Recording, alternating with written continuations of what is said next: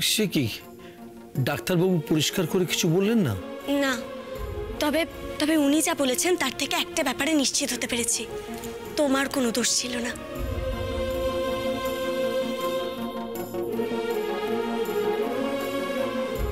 এই শরীর নিয়ে তুই এত দূর গেলি, কোনো লাভ হলো না।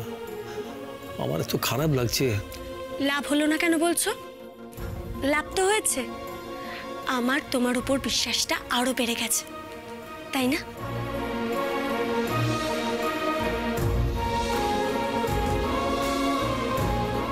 তুই একা বিশ্বাস করলে কি হবে মা? এই জগৎ সংসার তো সেটা মেনে নেবে না। উপযুক্ত প্রমাণ দেখাতে না পারলে নিশ্চয়ই তুই এই অবস্থা, তো তুই আমার জন্য যা করছিস সেটা সেটা তো আমার ভাগ্য। অনেক কপাল করলে তোর মতো মেয়ে পাওয়া যায় রে, কিন্তু আর না।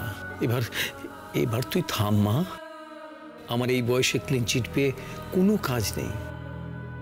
তুই আমার কথা বিশ্বাস করছিস, এটাই যথেষ্ট আমার কাছে।